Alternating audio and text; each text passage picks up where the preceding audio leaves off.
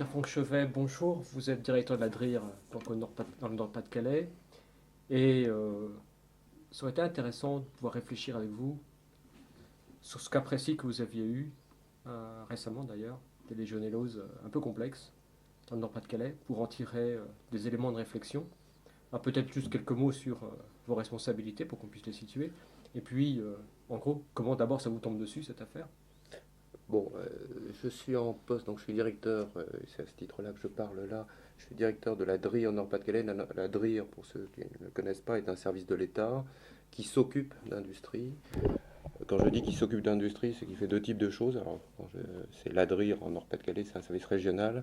Il y en a donc dans toutes les régions, mais l'ensemble des DRIR font deux types de choses. Des contrôles de nature réglementaire sur des problèmes de sécurité ou d'environnement industriel. Ils ont également une partie de leur action qui est dédiée à l'aide au développement économique, plutôt l'aspect carotte par opposition à un aspect bâton. Euh, donc ça, c'est ma première casquette. Alors je signale que j'en ai une autre. Je suis également directeur d'une école d'ingénieurs, l'école des mines de Douai. Euh, Peut-être juste rebondir sur le mot réfléchir. Alors je suis un peu payé pour ça, de temps en temps aussi pour agir. Simplement signaler je sors, enfin en tout cas moralement, on sort de la crise. Euh, le bilan sanitaire définitif est sorti la semaine dernière. La crise de légionellose dans le Nord-Pas-de-Calais a duré en gros de fin novembre 2003 à début février 2004, donc une crise relativement longue de en gros 2 mois et demi où il y a eu des personnes contaminées. J'y reviendrai sur le bilan. Mais après ça, on n'est pas tout de suite sorti de la crise. C'est pas l'annonce de la fin de la crise sanitaire qui a arrêté les actions, bien au contraire. Nous avons eu du côté de l'ADRIR également à gérer le redémarrage de l'installation la plus suspecte, j'y reviendrai éventuellement pour détailler, qui est un site industriel. Et ça, c'est pratiquement un mois et demi de travail plus qu'intensif, à 5-10 personnes mobilisées de haut niveau au sein de ma structure et avec des experts. Et puis, plus récemment, suite à ce travail de redémarrage, d'autorisation de redémarrage de cette usine, s'est rajouté un problème d'un autre ordre, puisque l'usine en question, qui est une usine qui s'appelle Noroxo, qui est une usine du groupe ExxonMobil, malgré l'autorisation de redémarrage qui lui avait été délivrée, a pris la décision d'arrêter le site. Donc au problème sanitaire s'est rajouté en plus un problème économique et social que nous sommes encore d'ailleurs actuellement en train de gérer. J'avais encore des réunions au niveau des ministres en tout début de semaine. Donc je reviens quand même avec comme propos liminaire que certes on a réfléchi, c'est un peu plus calme qu'il y a quelques mois, mais je ne suis pas sûr d'avoir le recul tout à fait nécessaire. Donc ce que je vous livrerai, c'est plus un certain nombre de problèmes que je me suis posés que des solutions ou des réflexions définitives gravées dans le marbre pour la nuit des temps. Donc Bon, je là, rajoute également un élément de contexte que, bien entendu, sur ce genre de crise, s'est rajouté un volet judiciaire. Il y a eu un certain nombre de victimes, donc 17 décès. Les familles des victimes se sont portées partie civile, ont déposé une plainte contre X. Et par ailleurs, en parallèle de la gestion de crise, je dirais plus de nature technique et sanitaire, se rajoute actuellement une instruction judiciaire donc, qui se poursuit. alors une affaire complexe comme ça, comment ça a démarré? Comment ça vous tombe dessus? Le premier étonnement? Bah, l'affaire donc a démarré fin novembre et elle a démarré pas directement par nous puisque la première information que nous avons eue, elle était par les services de santé qui ont détecté 2 cas de personnes contaminées par la légionellose, dite maladie du légionnaire. Alors, il y avait eu des cas, quelque chose qui est important à signaler, des cas de légionellose, il y en a à peu près 1000 en France par an, en ordre de grandeur, en régime stationnaire. Et des cas de légionellose, il y en avait déjà eu dans cette région, dans cette zone autour de Lens, il y en avait déjà eu avant. Simplement, ce qui a conduit à déclencher la crise proprement dite, c'est le fait qu'on découvre 2 cas dans la même commune. À partir de là, les services sanitaires nous ont dit, on considère a priori qu'il peut y avoir un démarrage d'épidémie. On en a été informé et à ce moment-là, eux, les services sanitaires, comme nous, les services en charge de l'industrie, avec la préfecture, on s'est mis en branle et on est rentré en gestion de crise. Au bout de 2 jours, dès qu'on a eu suffisamment d'informations, on est rentré en gestion de crise. dont on n'est pas sorti, dont on est sorti que 2 mois et demi après, fondamentalement. Au début, vous ne le savez pas, parce que ça, c'est. Pardon? Au début, vous ne le savez pas, parce que c'est peut-être une première en France où ça va durer si longtemps et où ce sera si grave par le nombre de victimes. Alors, il y avait eu en France et ailleurs par le monde des épidémies de légionellose. Alors, juste une précision, légionellose, c'est la maladie, légionelle, c'est la petite bête qui donne la maladie. Il y avait eu des épidémies.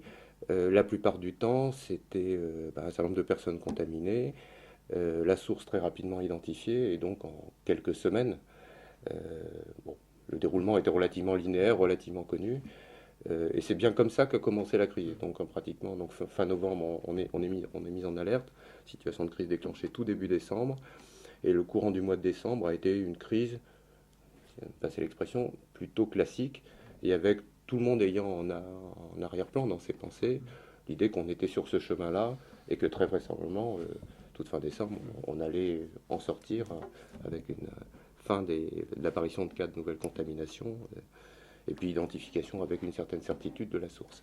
Ce qui ne s'est pas avéré être le cas. Et donc on a eu un rebondissement qui nous a mené 1 mois et demi encore au-delà. C'est ce qui fait qu'au final, enfin, si j'avais à caractériser cette crise, ça soit d'ailleurs peut-être encore sur mon visage et sur celui de tous ceux qui ont participé à la crise, mes collaborateurs notamment, ça a été une crise qui se caractérise surtout, j'en ai vécu d'autres, mais qui se caractérise par sa longueur. 2 mois et demi, où formellement on est en gestion de crise, c'est-à-dire qu'il y a une cellule de crise qui se réunit à fréquence adaptée et sollicitations médiatiques nombreuses et drames humains, etc. C'est quelque chose que à mon avis, peu de gens ont rencontré, en tout cas pas moi. Et j'ai vécu d'autres accidents, directement ou indirectement. On peut citer les grands accidents industriels type AZF de 2001. Dans le Nord-Pas-de-Calais, on a eu un accident extrêmement grave en 2003. Donc c'était il y a juste quelques mois avant l'explosion d'une cartoucherie, d'une usine qui fabrique des cartouches de dynamite. Bon, il y a eu 4 morts, mais on est sur des accidents qui, bon, il y a une explosion, il y a des dégâts humains importants. Et de l'ordre en une semaine, 2 semaines, on rentre dans un processus plus d'analyse ensuite de ce qui s'est passé. On est sorti de la crise proprement dite. Là, 2 mois et demi, c'est d'une des caractéristiques très particulières, éprouvantes, à plein de points de vue. Et comment ça se passe lorsque, petit à petit, comment on découvre que, tiens, c'est pas comme d'habitude, attention, on ne sait pas, attention, c'était autre chose, attention, on part dans la durée. Enfin, comment ça s'est manifesté, ce terrain qui n'est pas comme d'habitude? Ça, euh, ça a été. Je vais le raconter linéairement tel que Oui. je l'ai vécu, et encore une fois sans y mettre peut-être le recul nécessaire. Mais le schéma général qu'on avait en tête, c'est le schéma qui a été vu dans d'autres épidémies, c'est-à-dire il y a une source industrielle ou un hôpital de légionelle, donc une installation qui relargue la légionelle dans l'air. La légionelle dans l'air contamine le voisinage, mais ça peut aller relativement loin. Les gens sont contaminés et en gros, on trouve beaucoup de gens contaminés proches de l'installation, de moins en moins. Et dans la littérature, ce qui était décrit, c'était globalement enfin, du risque, n'allant pas fondamentalement, la zone de recherche était plutôt de l'ordre du kilomètre autour de l'installation, alors qu'on ne connaît pas au début avec certitude, mais de l'ordre du kilomètre autour de l'installation. Au pire, dans la littérature scientifique mondiale, on trouve des cas jusqu'à 3-4 km, et puis alors, des cas totalement hors normes, une fois à 6-7 km. Et progressivement, donc les premiers cas sont apparus dans une certaine localité, et puis on s'est aperçu, il y a une détection renforcée sur la zone pour voir les gens contaminés, et la zone de contamination s'est progressivement étendue. Alors déjà, c'était pas très très bon signe. On est passé à 1, 2, 3. Alors, on comptait en communes concernées. On est passé de 5 à 10. À la fin, on a quand même terminé avec 60 communes dans le périmètre de recherche. Alors ça, c'est le premier point qui renvoie plutôt à une idée de progressivité. C'est-à-dire, progressivement, on s'aperçoit que quand même, elle va bien loin, cette épidémie. Alors, elle va bien loin. La plupart des experts qu'on a eu rapidement en contact et en appui, étaient vraiment sur cette base-là, 1 à 2 km, et tout le monde était là-dessus. Et puis progressivement, on s'est dit, ah bah non, 6, 7, 8, 10. Et on a quand même terminé avec des contaminations jusqu'à 12 km, ce qui n'a jamais été décrit dans la littérature. Alors ça, c'est le premier élément de surprise, mais il est progressif, celui-là. Et alors, l'autre élément qui, lui, nous a posé problème, c'est que ce qu'on appelle la courbe épidémique, c'est-à-dire le nombre de cas qui apparaissent par jour ou par bloc de 3 jours. Bon, au début, il n'y en a pas. Ensuite, on voit apparaître des cas, alors ça monte. Et puis en général, c'est une courbe à une bosse. Donc ensuite, ça redescend parce que le sujet traité, c'est ça qui conduit à des durées de crise de l'ordre de quelques semaines. Et on a vu réapparaître derrière la première fin de bosse, une nouvelle bosse qui a commencé à réapparaître. Donc là, grosse inquiétude. Alors en plus, les cas qui apparaissaient, ils n'étaient pas du tout centrés au même endroit que les premiers, mais ils commençaient à apparaître à une dizaine de kilomètres de la source pressentie de l'épidémie. Donc là, par rapport au schéma qu'on avait en tête, qui avait déjà été un peu ébranlé par les distances d'apparition des cas, on voyait presque apparaître, se dessiner un deuxième épicentre. Alors là, donc, ça, on est fin décembre, et c'est la deuxième partie de la crise qui là, est montée en puissance à tout point, à tout niveau, au niveau des moyens mis en place par l'État, y compris les experts en appui, euh, mais aussi au niveau médiatique, bien entendu, puisque là clairement, on sortait de tous les chantiers balisés. Donc, fin décembre, pour être très précis, c'est même le 30 décembre. Quand je mets des dates, c'est que j'étais présent et on les a vécus jusque le 31 décembre, soir, tard, etc. On les a vécus en temps réel et c'est des moments très lourds, très particuliers. Et qu'est-ce qui se passe quand on dit, mais vraiment, on ne comprend plus? Bah, il y avait, je pense que moi, si j'avais un message à délivrer, c'est que ce genre de moment, je vous le raconte là avec un tout petit peu de distance malgré tout, enfin, ce qui me paraît essentiel, c'est d'arriver à le détecter les moments. Vous avez un système qui a concrètement fonctionné comme il le devait pendant plusieurs semaines, et qui à un moment doit s'apercevoir qu'il doit passer enfin, qu'il doit aller au-delà. Alors, le problème de aller au-delà, ça paraît simple à énoncer, de dire, voilà, le problème est plus compliqué, donc crac, j'ajuste le dispositif en fonction du problème. Simplement, vous avez en permanence dans votre esprit, le mien, mais dans ceux des autres acteurs, l'idée que vous êtes gouré. Et alors, je ne sais pas si c'est propre à moi ou si c'est général, mais on a quand même une tendance à coller à ce qu'on a fait auparavant, et à la limite voir cette idée de s'adapter à la nouvelle donne presque comme un échec vis-à-vis de ce qu'on a fait auparavant. Échec par rapport au mode de pensée qu'on avait adopté, etc. Et donc, à mon avis, un des grands enjeux dans les crises, ça peut être vrai aussi en démarrage de crise. On n'a pas eu ce problème-là sur celle-là, mais je l'ai vu dans d'autres cas. Le moment où vous avez un accident, où il faut que vous preniez la décision de rentrer en crise formellement, c'est-à-dire de dire tout affaire cessante, enfin j'enlève tous mes rendez-vous, je n'ai plus d'agenda, vous là, vous êtes réquisitionné, bon, gestion de crise. Cette décision-là, de la même manière et pour les mêmes raisons, n'est pas simple à prendre, puisque en permanence, vous savez, là c'est pas par rapport à la gestion de crise antérieure, c'est par rapport à votre action antérieure. Vous êtes en charge du contrôle, c'est mon cas. Vous avez une installation qui a un problème. Il peut y avoir une certaine réticence à rentrer en gestion de crise parce que c'est admettre d'une certaine manière l'échec.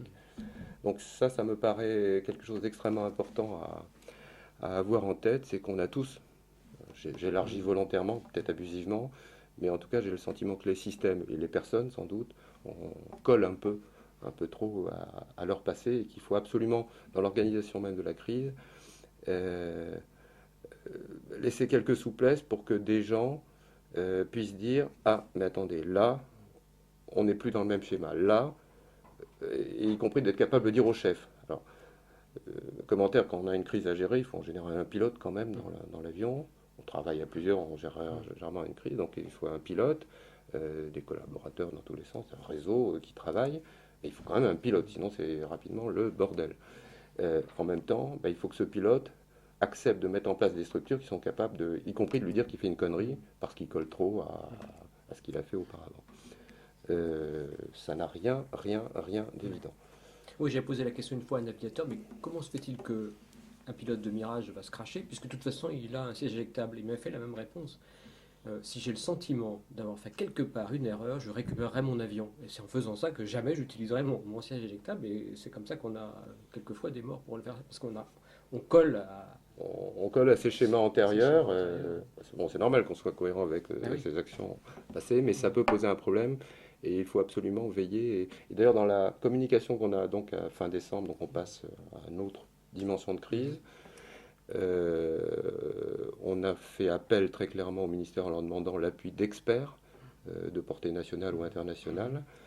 Et je sais que dans la communication, donc le pilote de la crise a été le préfet en charge, il est resté constamment, mais il a fallu qu'on explique assez longuement, parce que, y compris les gens qui nous écoutent, les journalistes notamment, mais le public plus généralement, se pose la question, mais attendez, si vous changez, si vous faites venir des experts, c'est donc que vous êtes planté. Si vous en appelez à des experts nationaux, virgule, le préfet du Pas-de-Calais en appelle au niveau national, c'est qu'il globalement il est déchargé. Donc on a eu tout un travail à faire d'explication, y compris au niveau national, pour dire non, bah, les faits ont changé de nature, et donc l'expertise est là pour appuyer, pour s'adapter à la nature. Le préfet reste en charge, bien entendu, etc. C'est pas un désaveu, etc. Et vous voyez que cette réaction qu'on peut avoir en tant que gestionnaire de crise, les gens qui sont en En face, plus, elle vous vient à l'extérieur. elle vient aussi de l'extérieur. Et donc il y a eu tout un travail pour arriver à gérer à quoi servent ces experts. Et plus on disait qu'ils servaient, plus on était en train de dire qu'on avait mal fait avant. Ouais. Donc c'était.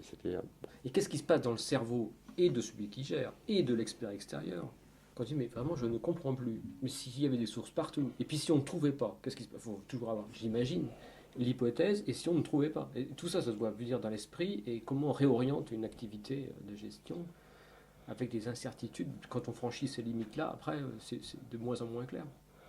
Alors, si je vous expliquais avec certitude quelle est la bonne réponse, vous ne me croiriez pas. Euh, Simplement, parce que peut-être dire d'abord que les experts eux-mêmes, arrivant sur une telle affaire, étaient eux-mêmes assez surpris de ce qu'ils voyaient. Parce que, encore comme je l'ai dit tout à l'heure, on entrait dans des schémas non vus dans la littérature, donc non vus par les experts du même sujet. Donc je ne vais pas citer techniquement tous les points où on était hors domaine de connaissance. Donc les experts eux-mêmes avaient beaucoup de difficultés à formuler quelque chose de définitif. Bon, c'était vrai dans ce cas-là, mais c'est vrai dans d'autres cas peut-être plus simples. Et on a eu beaucoup de décisions qui se sont... Alors je prends un exemple de décision difficile qu'on a eu à prendre à un certain moment. L'usine suspecte, donc l'usine au principal suspecté, enfin, je suis prudent dans les mots parce qu'il y a des responsabilités pénales dans cette affaire, avait été arrêtée au tout début de la crise parce qu'elle était dès le début suspecte, avait été nettoyée, son installation est nettoyée, et été redémarrée. Et simplement, à un moment, on s'est aperçu que les cas qui continuaient les cas de contamination qui apparaissaient avaient la même souche de légionelle, même type de bête, que celle mesurée sur l'installation en question. Donc la question s'est posée, mais a-t-on bien fait ce que l'on devait en termes de nettoyage, notamment de l'installation? Est-ce qu'elle n'est pas à nouveau la source, etc. Et donc je me souviens très bien d'une discussion qui a eu lieu, pour être très précis, un 1er janvier à 23h30 avec les experts qui venaient d'être nommés, quoi. Ils débarquaient sur le sujet. Et, et donc j'avais à proposer quelque chose, soit on laissait continuer, enfin on laissait continuer l'installation dans son fonctionnement, soit on l'arrêtait.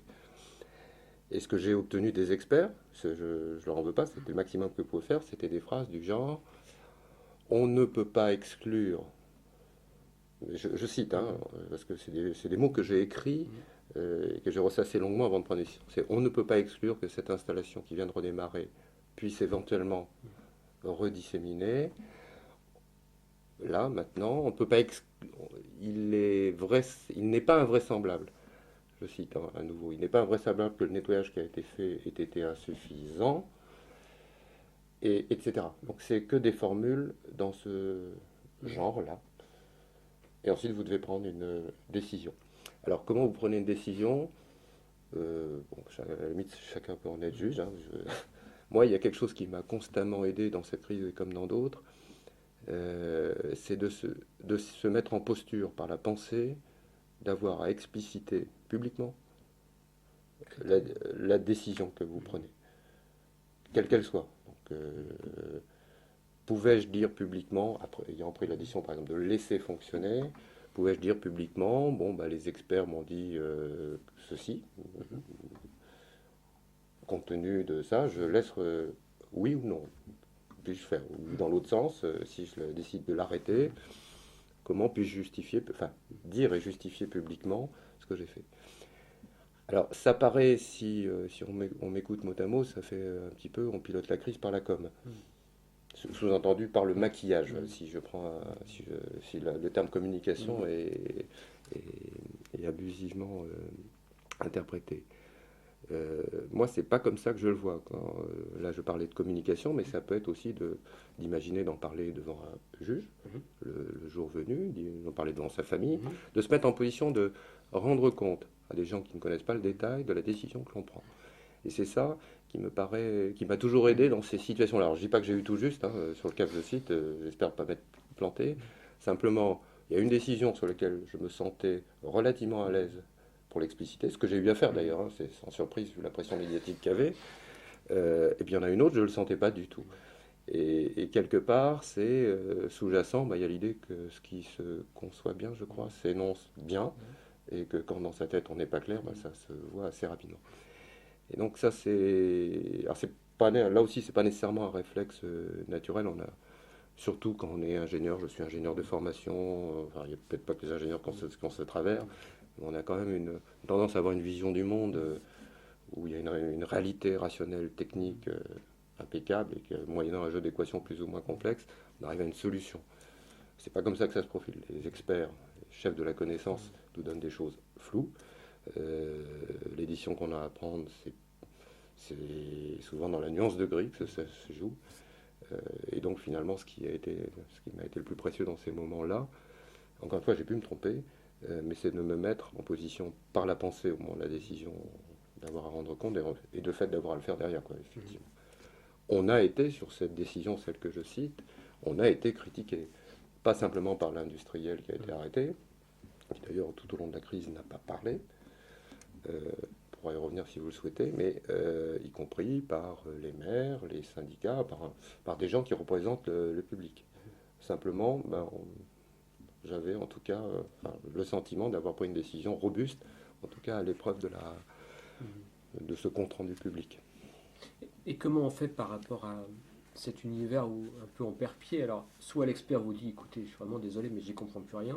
Soit pire, il vous dit, c'est clair, mais en fait, vous comprenez que par derrière, c'est pas si clair. Alors, je ne sais pas ce qui est dans ce cas-là, mais quelquefois, on a l'expert absolument déterminé à vous donner la solution, mais vous avez le sentiment qu'il parle en dehors de son Mmh. terrain de validité. Comment on peut reprendre du pilotage alors que bah, tous les cadres normaux, encore une fois, et si on ne trouve pas, là vous êtes fixé sur une usine que vous fermez, mais si vous dites mais je ne vais pas en fermer 15 et puis pourquoi pas 3 par jour, comment ça s'est passé là? C'était quand même un peu borné ou bien c'était ouvert et on se demande où ça va? Non, enfin, là il faut rentrer un petit peu dans la technique, mais on a, euh, je peux lister, pour aller dans votre Mm. sens, l'ensemble des points où on a exploré les frontières et au-delà des Oui. frontières, quoi, au-delà du réel, de manière un peu technique. La légionellose, une fois que vous l'attrapez, il y a un temps d'incubation de la maladie qui, dans la littérature, est donné de 2 à 10 jours. On s'est aperçu sur la durée que c'était pas 2 à 10 jours, mais parfois ça pouvait aller jusqu'à 20 jours. C'est-à-dire qu'il y a des gens qui étaient contaminés par une source quelque Mhm. part 20 jours avant, que vous voyez apparaître 20 jours après. En termes de gestion de crise, c'est peut-être un élément aussi enfin, qui rend les choses complexes. On a l'habitude de, quand on fait une action, d'en voir un résultat. C'est bon, c'est mauvais, on se le prend éventuellement à la figure, mais le résultat vient vite. Là, pour plein de raisons, par cet effet de période d'incubation. Période d'incubation, c'est le moment entre le moment où vous êtes contaminé et le moment où vous avez les premiers symptômes. Et les premiers symptômes d'une légionellose, ça ressemble en gros à une forte grippe. Entre le moment où vous avez les premiers symptômes et vous allez consulter en vous disant mais ça dure quand même bien et puis même ça s'aggrave, et encore il peut se passer un temps indéfini sur votre résistance personnelle, etc. Donc on a eu en permanence une chaîne à retard à gérer, et en plus d'un retard qui n'était pas le retard habituel, c'était pas 10 jours, on est même allé jusqu'à 20 jours. La portée de la contamination, je l'ai déjà cité. On a eu à gérer d'autres choses, notamment jamais dans les littératures. À un moment, s'est posé plus que fortement la question du fait que quand vous nettoyez une installation, c'est pour son bien, enfin, c'est pour le bien de tous, quoi. Je veux dire, il n'y a pas de photo, et tout le monde était dans cet esprit-là.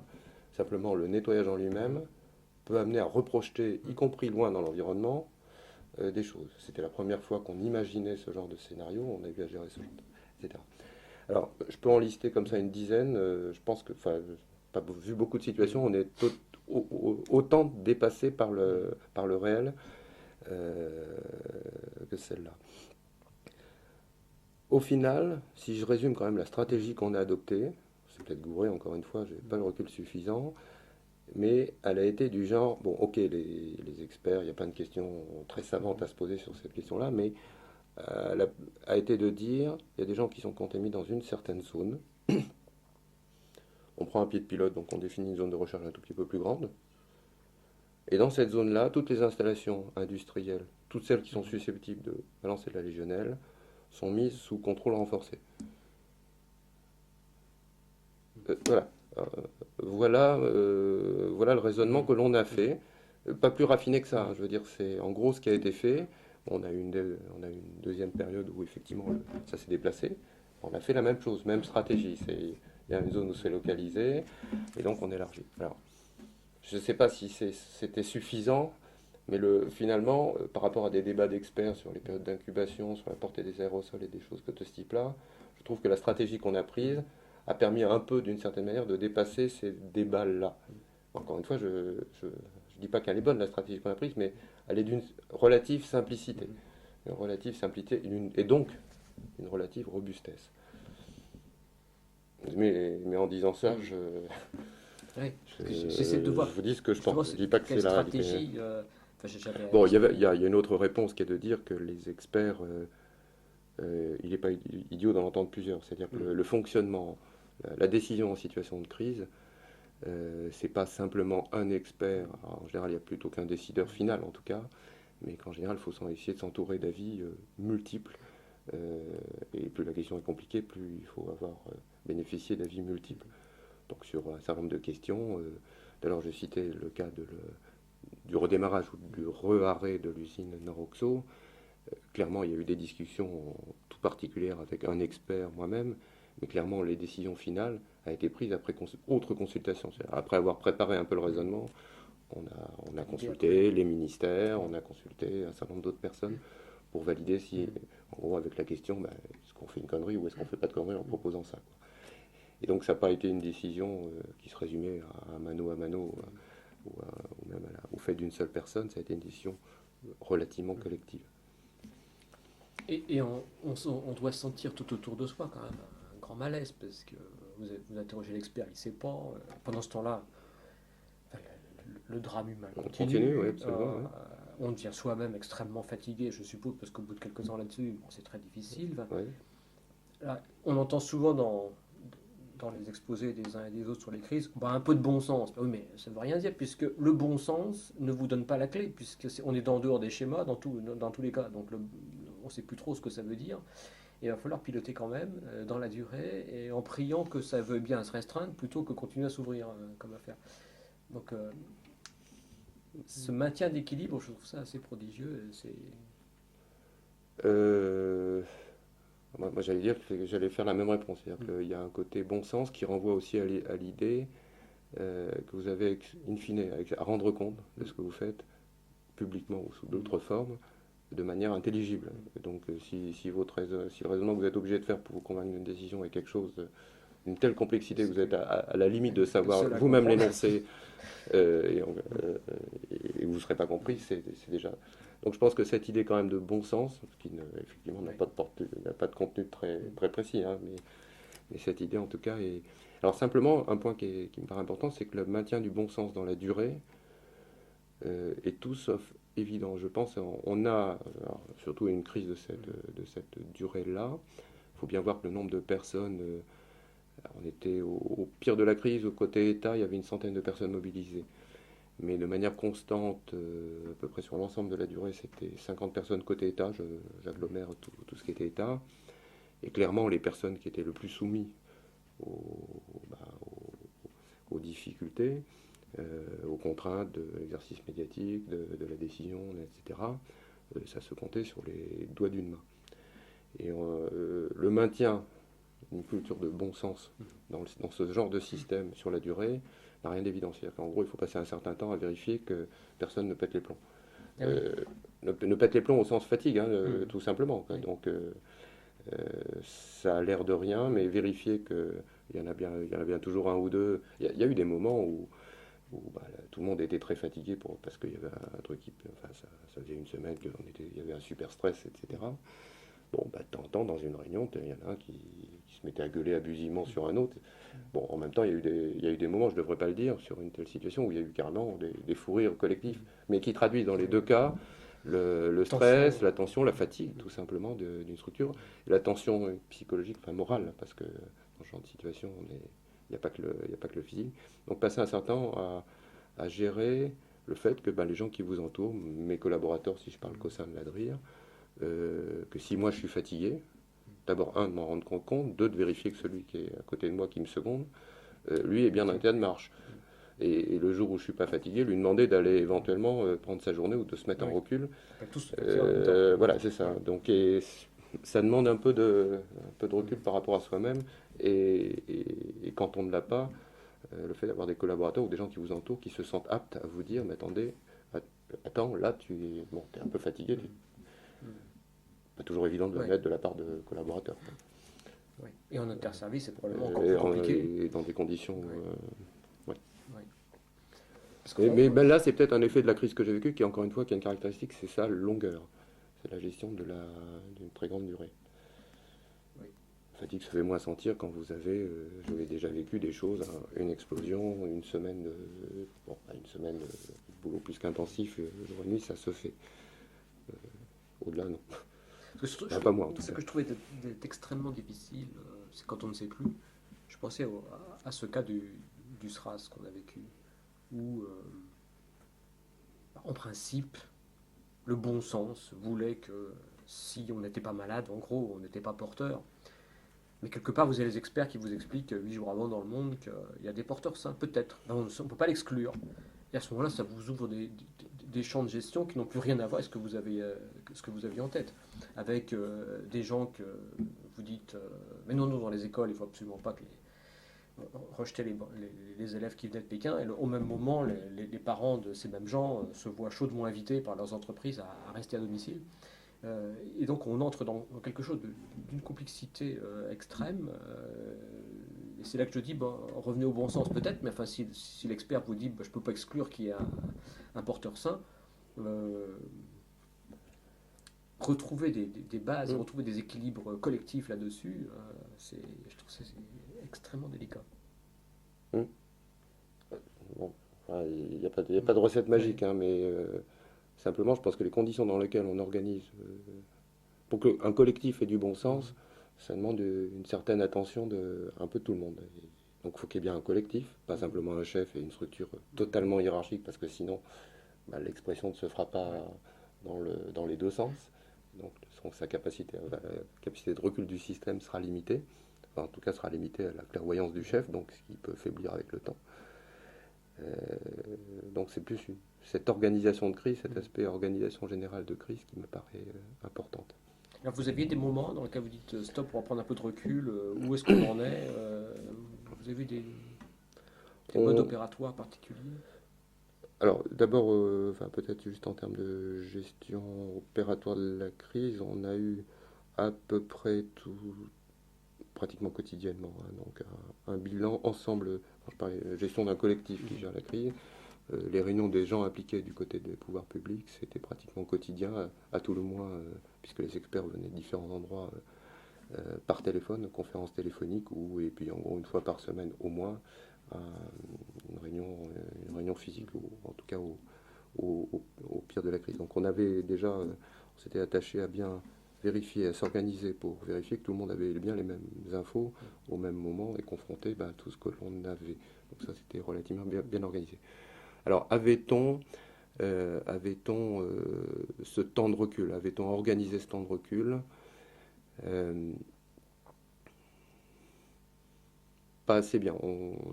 Je pense, enfin, on l'a pas formalisé sur le thème, on décrète une journée de congé pour tout le monde ou sur le thème chacun réfléchit dans son coin. Ça a plutôt été des réunions on a planifié au-delà des réunions, je dirais de ces réunions quotidiennes, des réunions où justement il y avait un point général de situation, enfin sans dire les bonnes personnes. Et là, à ce moment-là, c'était pas nécessairement décisionnel, ça pouvait être quelque chose qui ressemblait à une réunion de réflexion. Bon, enfin, réunion de réflexion dans un contexte de crise, hein, donc c'est quand même, on fait pas dans la théorie hein, là quand même. Euh, oui, peut-être, enfin, à la réflexion, c'est pas évident qu'on ait vraiment suffisamment programmé ce genre de choses. Alors ça renvoie, si je peux me permettre, un sujet qui me paraît lié. On a, on a clairement pris le parti, ça peut-être paraître évident, de communiquer dès qu'on avait une information nouvelle. Donc on trouve, et on trouve encore sur les sites internet de la préfecture, de la DRIR et autres, tous les communiqués de presse sortis. Donc en gros, c'était une fois par jour. Parce qu'une fois par jour, à peu près, sur la durée, il y a eu 90 personnes contaminées, ça a duré plus de 2 mois, donc il y avait à tout le moins en moyenne au moins un cas nouveau par jour de contamination qui était porté à notre connaissance. Et on a pris le parti, et ça renvoie à cette organisation de la pause et de la réflexion, et on a pris le parti, bon, je ne porte pas de jugement là-dessus, de communiquer tous les jours sur, voilà, aujourd'hui, telle heure, voilà le bilan exact, voilà les cas nouveaux, etc. Alors, c'est ce qu'on a fait, je ne porte pas de jugement, je pense qu'on a bien fait. Comme ça, intuitivement, je pense qu'on a bien fait. On aurait pu, quand vous êtes à 54 cas de contamination, et que, en gros, la plus-value de votre nouveau communiqué de presse du jour, c'est de dire qu'on en est passé à 51, le moins qu'on puisse dire, c'est que sa richesse informative n'est pas terrifiante. Donc on aurait pu imaginer, en tout cas, de dire, plutôt que de faire cette communication qui, du coup, nous mettait nous, la pression puisque à chaque fois, il fallait communiquer, confirmer, dire des choses sur l'information même que l'on donnait. On aurait pu dire, on prend le parti de faire toutes les semaines, ou 2 fois par semaine, ou 3 fois, mais enfin, de canoncer cette information. On n'a pas pris ce parti-là, ce qui du coup nous a, mis sous pression, a éventuellement pu susciter certaines critiques sur le thème, vous surmédiatisez. C'est-à-dire vous entretenez vous-même une difficulté, enfin le sentiment qu'on est sur un feuilleton et tous les jours il se passe quelque chose de nouveau. Bon, j'ai pas de regret rétroactivement, et je considère que c'est pas une mauvaise question. On aurait pu, et je pense que les journalistes l'auraient accepté, enfin on aurait accepté le principe, on aurait compris le principe, dire et du coup peut-être nous-mêmes avoir un peu moins de pression et donc peut-être un peu plus de temps pour nous-mêmes poser un peu aussi nous poser nous-mêmes. C'est un débat, je ne sais pas qu'il est, moi, à ce jour en tout cas, je ne connais pas la bonne réponse. Je sais ce qu'on a fait, je n'ai pas de regrets, mais je ne sais pas si on n'aurait pas pu fonctionner différemment. Bon. Le risque étant évidemment qu'avec une dérive, petit à petit, tout d'un coup, il y a un basculement. On dit, écoutez, ça fait 4 jours qu'on n'est pas communiqué, donc vous nous cachez des choses oui, encore plus graves. Puis il y a des questions, donc ça se joue, à mon avis, ça peut se discuter. C'est pas linéaire. Mais en même temps, très, très mais on peut aussi tout perdre. Ça, je crois que le parti qu'on a pris au-delà du cas, enfin de la question particulière que je soulève, qui a été de communiquer dès qu'on avait quelque chose, est quelque chose qui nous a, je pense, donné une certaine crédibilité sur la durée, quoi qu'on dise, enfin pas quoi qu'on dise, mais sur ce qu'on disait et sur ce qu'on faisait, parce que globalement, on avait montré, de fait, ça c'est un avantage de la durée, c'est-à-dire que contrairement à un accident ponctuel, il y a des inconvénients à la durée, à l'évidence, le caractère éprouvant, et puis le fait que ça dure tout bêtement vis-à-vis du bilan sanitaire. Mais en même temps, un désavantage, c'est que les interlocuteurs qu'on avait n'étaient pas des gens qui faisaient un scoop sur le moment, qui ne vous connaissaient pas, c'est des gens, y compris les journalistes, qui sont restés sur zone dans la durée, qu'on a eu 1 fois, 2 fois, 3 fois. Donc plus que jamais, il fallait dire ce que l'on savait, dire qu'on ne savait pas, parce que autrement, de toute manière, on rencontrait les mêmes personnes, et donc c'était encore plus une évidence. Est-ce que vous n'avez pas vécu une contradiction qu'on doit trouver dans certains cas? D'un côté, on vous dit, puisque vous êtes autorité, c'est vous qui avez les réponses, on les attend, et si vous n'avez rien à dire, vous n'êtes pas sérieux. De l'autre côté, dans le même temps, de toute façon, si vous nous dites quelque chose, comme on sait que vous n'avez pas les réponses, vous n'êtes pas crédible. Et donc, continuellement, entre ces deux logiques, une logique ancienne, dans laquelle vous êtes supposé, puisque vous êtes État, rassuré, et la logique actuelle, qui est de dire, écoutez, si vous rassurez là, vous ne savez pas, vous n'êtes pas crédible. et poussé en permanence entre les deux temps, les deux intentions. Euh, on l'a, enfin, bon, c'est vrai que c'est un débat classique. Je l'ai relativement peu ressenti sur cette crise. Je ne sais pas pourquoi, mais en tout cas, on a toujours pris le parti de dire ce que l'on savait, faisait, et de ne pas cacher qu'on ne savait pas Oui, tout mais non l'extérieur, plus. vous ne faisiez pas jouer un rôle que vous n'avez Mais pas envie de faire. j'ai pas Jouer. eu ce Non, sentiment. C'est-à-dire, dès lors qu'on exprimait clairement ce que, bah, on en oui. était, enfin Oui. aussi honnêtement que possible, avec aussi clairement que possible. Bon, ça peut susciter des questions Mm. complémentaires, mais il n'y Oui. avait pas une interrogation sur le thème. Ah bah tiens, là vous émettez un doute, donc vous n'êtes pas sérieux. Mm. Non, c'est vrai que. Je l'ai pas ressenti. J'ai l'impression que tout le monde, mais c'est peut-être lié à la durée de la crise et que le fait que les gens aient pu du coup dans la durée investir un peu plus sur le sujet et se rendre compte de la complexité de la chose. Le sentiment que les gens, bah, bon, c'est un sentiment et encore une fois je manque de recul et c'est pas à moi de juger mon action, mais le sentiment que les gens à qui on s'adressait comprenaient les choses. J'ai pris un exemple tout à l'heure de décision difficile ou Mm. réarrêt de Noroxos. Enfin, je veux dire, c'est vraiment de la nuance de gris, Mm. la nuance de nord, enfin, quelque chose de dur à. On l'a exprimé à peu près tel que je l'ai Mm. exprimé. Les gens disent, ah ben, enfin, oui, bon, on aurait peut-être pu prendre une autre décision, mais enfin, je veux dire, là, ça a suffi, quoi. Euh, on m'a pas fait le coup de, bon, alors c'est sûr, c'est pas sûr, quoi. Mm. Je dis, ben voilà, voilà la décision, les experts ont dit ça, c'était pas discriminant totalement. Ceci dit, il y a un doute, il y a clairement un doute. Mm. Bon, je prends telle décision, point. Ça, ça passait, quoi. Mm.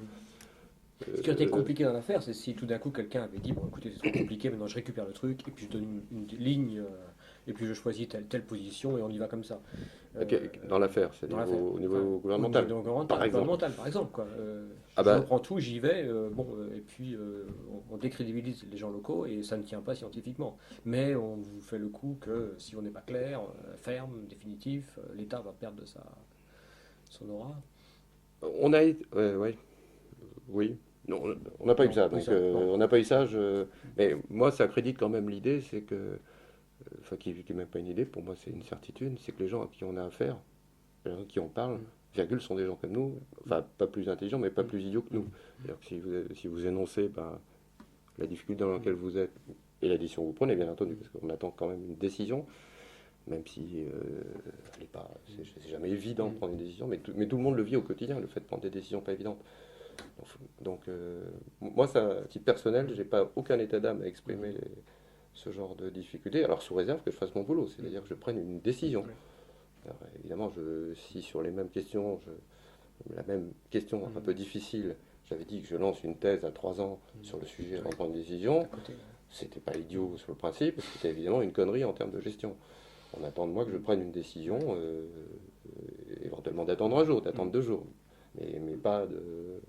Donc ouais, il y a une obligation de prendre une décision. Mais les gens, je pense, tout le monde, enfin moi, mm, vous, comprennent parfaitement qu'on puisse prendre des décisions sur des choses qui ne sont pas totalement verrouillées, parce qu'on ne sait pas tout, quoi, c'est tout. Donc l'explicitation de c'est une bonne leçon, l'explicitation de la complexité avec, évidemment, comme vous dites, la prise en charge de la décision à prendre, en fait, évite de tomber dans des simplismes à l'emporte-pièce et qui mettent tout par terre éventuellement assez rapidement. Oui, tout à fait, oui.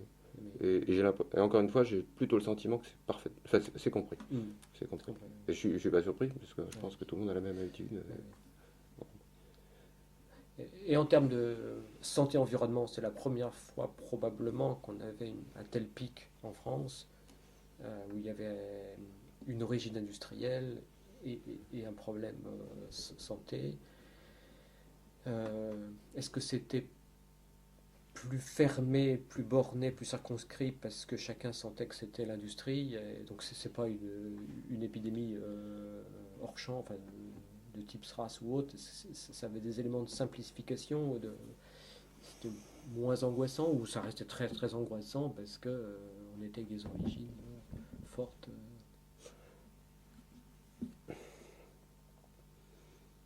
Hmm. D'abord, je suis prudent, parce que l'origine industrielle est, je vais essayer de la qualifier comme je Oui. l'ai fait pour les experts, Mm. très vraisemblable. Mm. mais en même temps, depuis l'origine pendant toute la durée de crise, on a cherché sur toutes les installations. C'est-à-dire, au-delà du fait qu'il y avait une installation suspectée, donc l'usine Noroxo, on est allé voir, au total, on a fait contrôler 3000 installations, hein, donc c'est pas rien.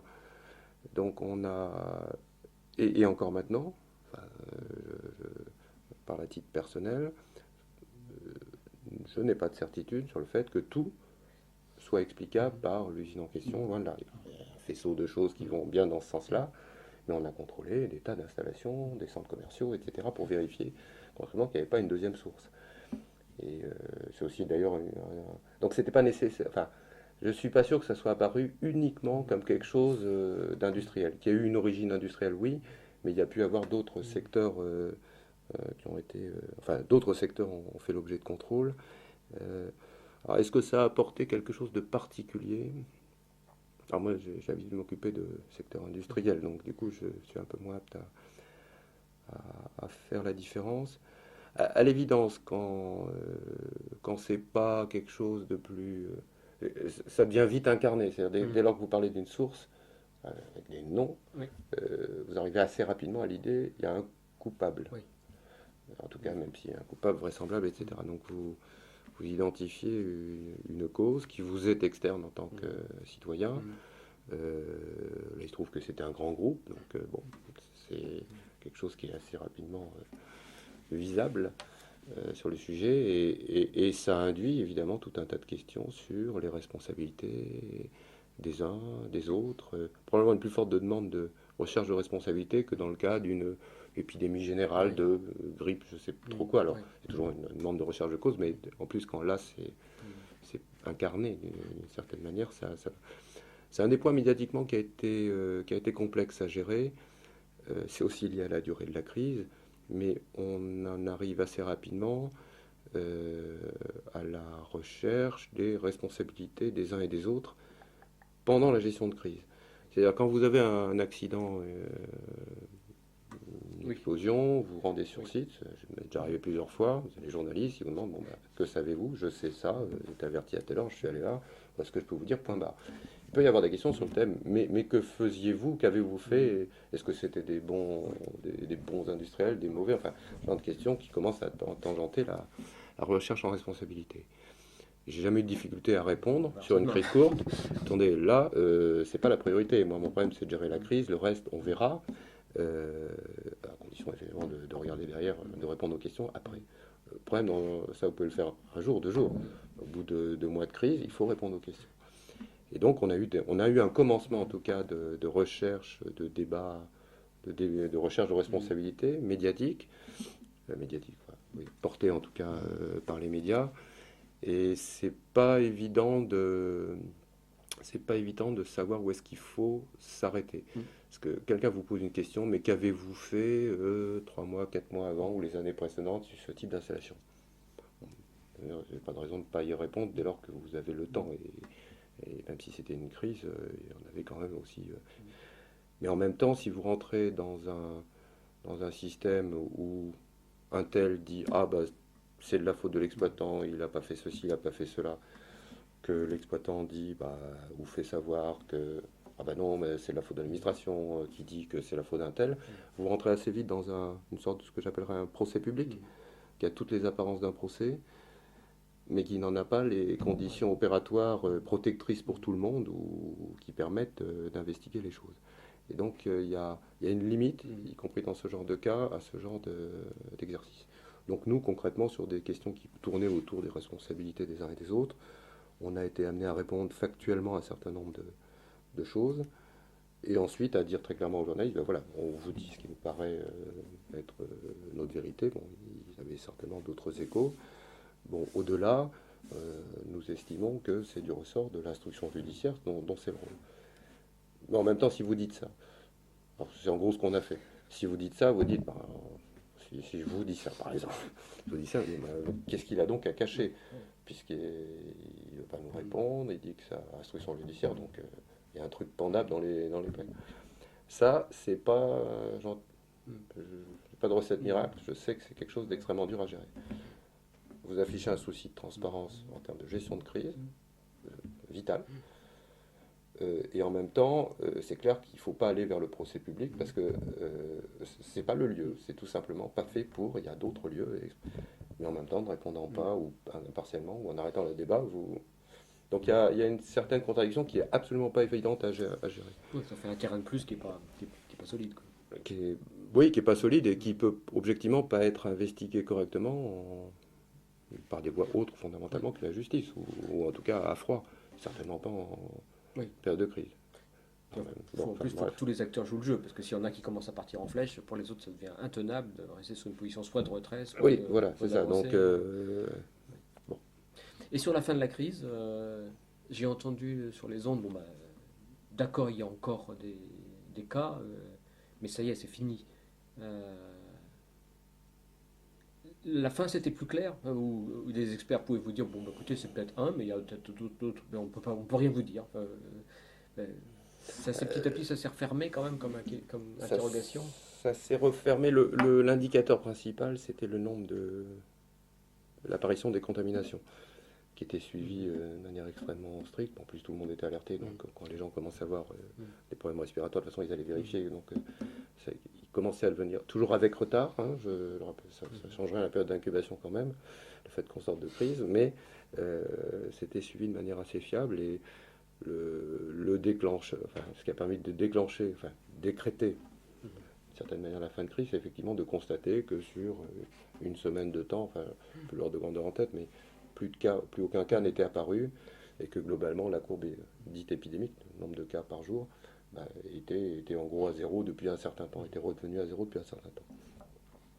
Avec, avec quand même toujours une incertitude à la limite, c'est que comme on n'a pas de certitude sur la source, il est vraisemblable qu'on vient d'un système où on en a vu deux, on sait bien que le moment où il a fallu dire, bah non, là c'est fini, n'a pas été une totale évidence. Hein, mais globalement, ça a pas été trop dur début février. Enfin, il y avait suffisamment d'éléments pour qu'on soit relativement convaincu.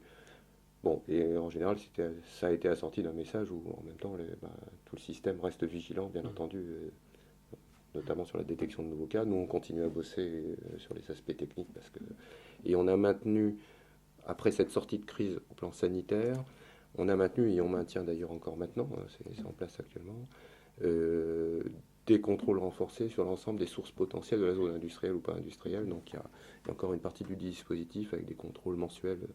La réglementation nationale, c'est tous les ans à minima. On est sur la zone concernée, qui a été concernée, sur une fréquence mensuelle d'analyse de toutes les installations pour vérifier qu'il n'y a pas de... On ne sait jamais. Alors comment faire pour vous? Parce que j'ai entendu cette remarque chez les industriels, disant bah maintenant on va plus faire que de la légionellose et ils vont plus faire que contrôler ça et tout d'un coup après vous vous retrouvez avec d'autres dossiers enfin, c'est un peu complexe de ne pas se focaliser sur le dernier accident tout en lui donnant toute sa place parce que c'est peut-être des nouvelles dimensions qu'il faut prendre en compte. Enfin, là encore il y a, la post-crise n'est pas évidente. Non, c'est pas évident. Bah, c'est tout le problème des priorités. Bon, il y a une chose qui est sûre, hein, c'est que s'il survenait à nouveau un problème, virgule, vous l'avez eu une première fois et que vous l'avez une deuxième fois, là, là, vous me parlez d'un problème théorique. Ouais. Mais si je traite pas ça, ça c'est pas théorique. Si j'ai deux fois, si demain là il y a un nouveau problème de légionellose dans le Nord-Pas-de-Calais ou ailleurs d'ampleur suffisante, d'ampleur importante, là, oui, je veux dire, à la limite, le reste n'a plus aucun intérêt. Donc je pense que dans tous les cas, je crois que l'erreur est humaine, mais persévérer, c'est pas terrible. Premier point, c'est de faire ce qu'on appelle le retour d'expérience. C'est-à-dire, vous avez eu un problème, il faut le traiter. Tout le monde vous condamne, rien. Et sans état d'âme de personne, sur le fait de ne pas avoir traité un problème que vous avez eu. Qu'on vous dise, dire à quelqu'un, ok, mais il y a d'autres problèmes potentiellement qui ne sont pas survenus, mais qui pourraient arriver, qui sont importants aussi. Oui, c'est vrai, mais pour moi, c'est du deuxième ordre. Je veux dire, en termes de réflexion personnelle, mais je pense que la réaction, et ça me paraît normal. Ça me paraît normal. Donc, les légionelloses, donc il y a tout un dispositif justement de retour d'expérience qui s'est mis en place, au niveau local, mais aussi au niveau national, une réglementation nouvelle, etc., discussion, enfin bon, pour éviter que ça ne se reproduise. Alors, ça pourra éventuellement se reproduire, hein, il n'y a aucune disposition qui est parfaite, mais à l'évidence, il y a eu quelque chose de fait qui va être déployé sur l'ensemble du territoire national qui va dans le bon sens, etc. Donc, Et alors, on vous est- avez cet épilogue à la fin où on apprend par oui, Unitec, alors, finalement, Noroxo ne redémarre pas. oui, alors ça, alors, je sais pas comment le qualifier, mais ce que l'on sait, c'est que nous avons, voilà, l'installation a été arrêtée une première fois, nettoyée, là, redémarrée, réarrêtée. Et in fine, la crise sanitaire s'est terminée, l'installation étant toujours à l'arrêt, Noroxo étant toujours à l'arrêt. La question s'est reposée comment on gère un redémarrage. Parce que gérer un arrêt pour une autorité de contrôle, bon, c'est jamais simple de prendre une décision d'arrêt. Mais c'est plutôt dans le sens de ce que fait assez naturellement une autorité de contrôle. Gérer un redémarrage, alors surtout dans des circonstances où vous avez eu, à l'évidence, un drame sanitaire, vous n'avez pas tout compris nécessairement. Il y a encore plein de choses qu'on n'a pas compris. Donc il a fallu gérer quelles dispositions en plus on prend pour avoir une garantie, ça n'existe pas, mais une conviction forte de la part de tout le monde, partagée, que ce qu'on a mis en place en plus permet d'exclure le renouvellement des machins. Donc on a quand même travaillé pendant 2 mois et demi, 3 mois sur ce seul sujet avec des experts, etc. Donc la crise pour nous, enfin la situation de surcharge s'est pas arrêtée donc à la fin de la crise sanitaire. Et ça s'est conclu par un arrêté préfectoral d'autorisation moyennant disposition, longuement discuté, tout ce qui va bien, mi-mars. Et c'est là que Noroxo a annoncé sa décision de finalement pas redémarrer, alors que pendant la durée des diffusions techniques sur ce dossier, beaucoup de voix s'étaient élevées pour dire mais il faut redémarrer vite, etc. C'est important de redémarrer. Ok, on redémarre. Ah ben non, on redémarre pas. C'est un peu compliqué pour les gens qui ont bossé. Bon, on est payé, enfin, en tant que fonctionnaire, je suis payé grâce aux impôts collectifs. Bon, ok. C'est un peu compliqué je pense, à encaisser pour pas mal de gens. Je pense d'abord d'ailleurs aux salariés. Bon, mais je ferai Mais qu'une pas une nécessairement. dimension probablement complexifiant encore les situations de crise, parce qu'il ne s'agit plus seulement de traiter la situation Alors là, immédiate, là c'est sûr que enfin, une double crise il y a des choses économique. il y a un concept qu'on entend beaucoup, c'est le développement durable. C'est qu'on arrive à faire les choses bien en termes d'économie, de social et d'environnement, sécurité environnement. Là, je pense que, je ne sais pas comment le qualifier, mais On est très loin. on est assez loin, puisqu'on a réussi à accumuler à une crise sanitaire, sociale et environnementale, un problème social et puis un problème économique, tout simplement pour la zone, parce que la zone de Lens, c'est quand même pas une zone qui, au plan industriel, va très bien. Donc ça accumule, ce qui montre bien. Alors, il faut que le concept, qu'il y a bien des liens entre tous ces aspects-là, c'est évident, mais ces liens peuvent être négatifs. On va prendre un tout petit peu de recul, juste un point, comme vous avez en charge l'école des mines Ouais. de Douai, si vous avez quelques messages à donner à ces futurs dirigeants, Je ne vais pas en mettre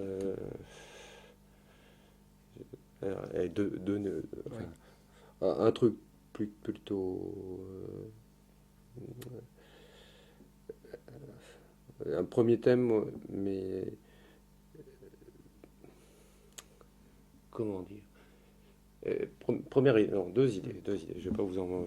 Le but c'est pas tous les trucs. Non, non. Deux états d'esprit à avoir. Pas prendre les autres pour des andouilles. Ils sont en gros comme vous. Enfin, comme nous. Je vous vise pas. Et deux, être capable d'assumer soi-même des échecs ou des difficultés ou des insuffisances, etc. Donc, bref, capable d'écouter les autres dans ce qu'ils vous ont à dire. Si vous n'avez pas ce genre d'attitude, en gros, si vous êtes super sûr de vous, virgule, et que vous prenez les autres pour des cons, je pense qu'en termes de gestionnaire de crise, vous avez déjà tout faux. Alors je vise personne, hein, personne n'a ce genre de symptômes, mais ça me paraît important de le dire. Ça n'a rien d'évident. Ce que je viens de dire n'a rien d'évident. C'est quand même dans l'esprit de pas mal de gens. Je suis directeur d'une, on appelle une grande école. Il y en a d'autres en France. Et je ne suis pas sûr que ça soit les premiers, que en haut des classes, ça soit la première chose qui soit affichée. Et c'est pourtant, en termes d'attitude, quelque chose qui est essentiel dans une gestion de crise. Je parle bien d'attitude. Surtout Voilà. la situation de crise, par l'angoisse que ça provoque nécessairement, ne peut que conforter ce type de glissement si jamais on vit trop là-dedans. Et la situation redouble le problème si jamais on n'y a pas fait attention avant, je pense.